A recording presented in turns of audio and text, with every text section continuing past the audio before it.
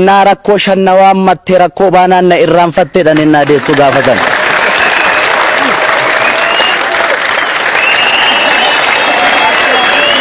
Galatoma.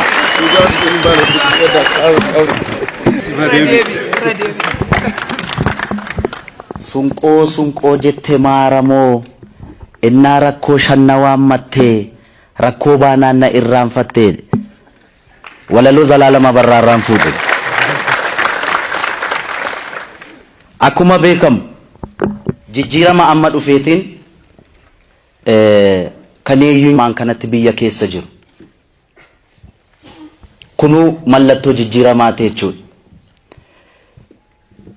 Kana duuba immoo artistiin Oromoo jiraa hin jiru kana Oromoo miti alagaanuu ragaa ba'a.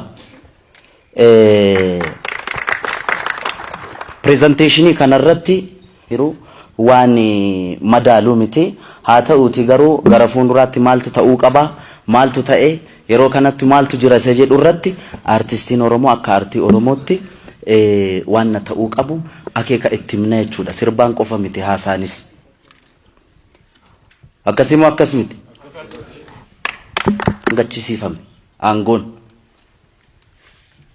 gaafa abbaan dhugaa dhaqee galma melili qabat dhiigni Oromoo kan hin gammadin hin jiru. Kan biyya isaarraa baqatee waggaa 45 biyya alaa ture mootummaan amma jiru dhiiga Oromooti jedhee otoo amanuu baate biyyatti hin deebi'u. Haa ta'uuti immoo har'a maaltu ta'aa jira? Dhaabbileen lamaan hoggansi adda bilisummaa Oromoo fi hoggansi ODP siyaasa akkamii uummata keenya irratti taphachaa jiru kun kallattiidhaan nu ilaallata artistoonni. Amma nuun diinagdeedhaan nu ijaaruu miti waa'ee isaas nu gorsuu miti. Kanan qajeelfama fudhadhu miira hawaasa Oromoo irraa hin qajeelfama fudhadhaan. Abatamaan ummanni Oromoo waan inni keessa jirurra artista ana qofaa miti artistoon daballee tokkorraa ergama fudhate kan sirbu yoo jiraate inni I don't know mirga isaati personally garuu miti. Har'a dhaabi kun lamaan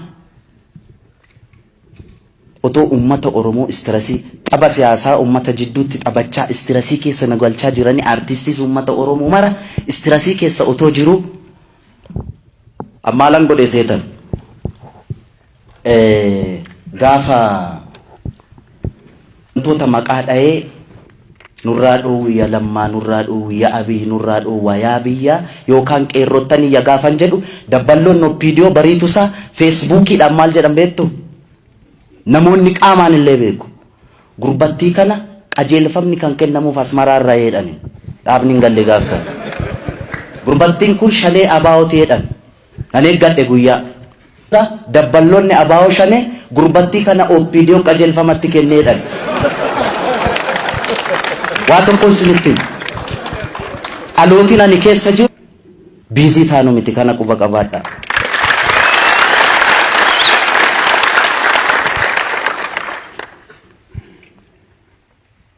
Silaa yeroo mijataan kana caalu hin jiru Oromoon ijaaramuudhaaf. Warren bilisoomneettan immoo ani wala boobne hin jenne bilisoomne irra hin jedhe malee bilisummaaf walabummaa gargar baasaa laala jechuun miidiyaan na fuuldura jiraafani dhaabbileen Oromoo maal argatan yoo jenne carraa wal ijaaruun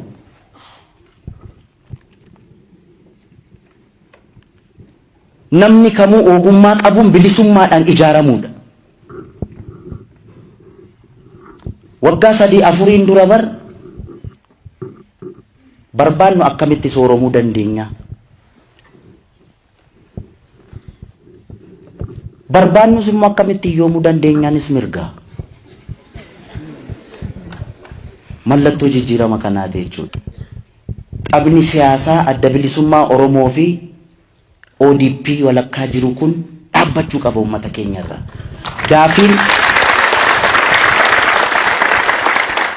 Daafin malkaa dhagaa kolba galaafataa jedha abbaan kiyya yeroo baay'ee. Maal jechuu barbaaddennaan inni malkaa dhagaatti dhalate. Gudar.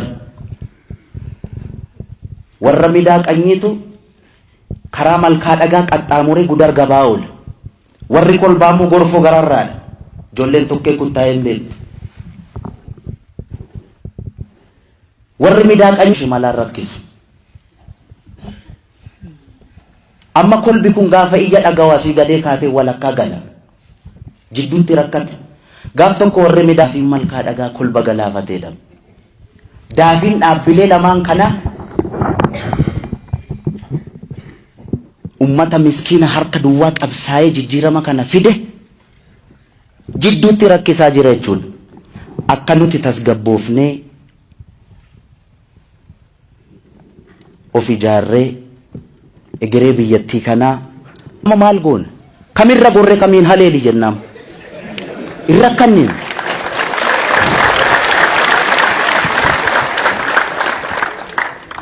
Kanaaf inni kun jalqabbii gaariidha doktar.